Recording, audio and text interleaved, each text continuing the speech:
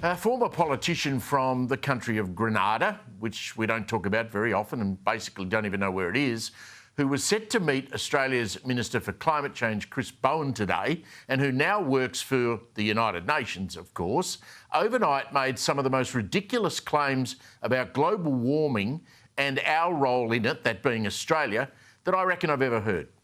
Now, his name is Simon Stiell. He was once upon a time a member of the Conservative government in Grenada, but now travels the world, apparently telling us all how the world is going to end if we don't do more around emissions. By the way, this bloke at one point was a property developer. He's like an old, balding Greta Thunberg. If what he said overnight is something he truly believes, and I can't believe that he does, The Australian on page 1 today reports that this bloke has declared, quote, Australia will let the world overheat and fruit will be a once-a-year treat if the ALP does not lift its clean energy ambitions. I mean, seriously? Now, someone needs to tell this visitor to our great country that Australia produces around 1% of global emissions, way behind the big emitters like China and India and the US. He then went on to demand that we, quote, not settle for what's easy. And then the UN Climate Change Executive Secretary said, that's his job title, by the way, what a cosy little sinecure.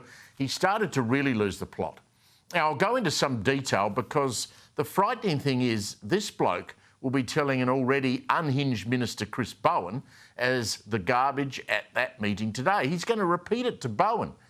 Now, Stiell claims that unless we have more ambitious targets for our standard of living, we'll actually nosedive, making current grocery prices, which he calls it's a grocery crisis, look like a picnic. Then this nonsense. Mega droughts will make fresh fruit and vegetables in Australia a once-a-year treat. I'm not making this stuff up. You just couldn't make it up. Stiell then plucks these figures out of his backside, claiming Australia could face a $6.8 trillion GDP loss by 2050. I mean, come on, mate.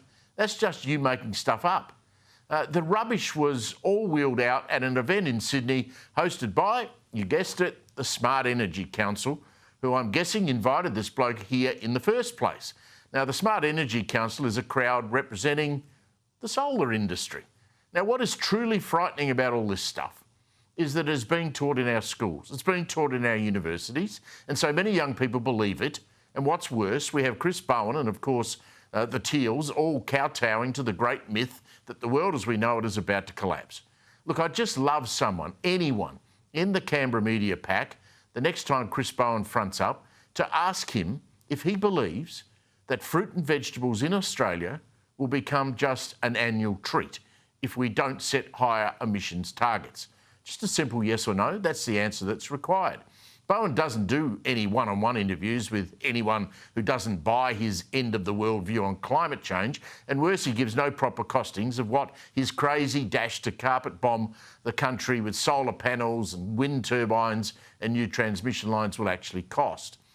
Here is the Coalition's energy spokesperson, Dan Tehan, today on the issue of costings. Well, surely, when it comes to our electricity grid, the government should have already done that work, especially when they made a commitment to the Australian people to reduce their power bills by $275 by the end of this year. And Tehan's right. We all get told renewables are the cheapest form of energy, but never a true cost on what it will cost taxpayers to get there. And as Dan Tehan further pointed out, we're only having conversations about households, not conversations about heavy industry, big and small, or agriculture or transport. They haven't started on the industrial sector. They haven't started on the land transport sector. They haven't started on the agriculture sector.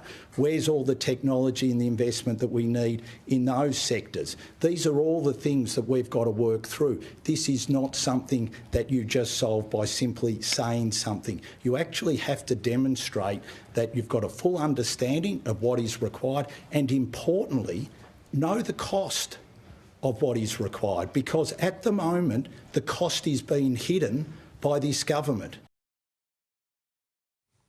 The other scary thing about our old mate Stiell being here is that Australia is, for some crazy reason, lobbying to hold something called COP31 in Adelaide next year. A costly global gathering of doomsayers that continue to allow those big polluters like China to continue doing what they want to do, but they love lecturing countries like Australia. Now, under Chris Bowen and the Prime Minister Albanese, who are using their big election win as an endorsement of this mad dash to energy poverty, sadly things are going to get a hell of a lot worse.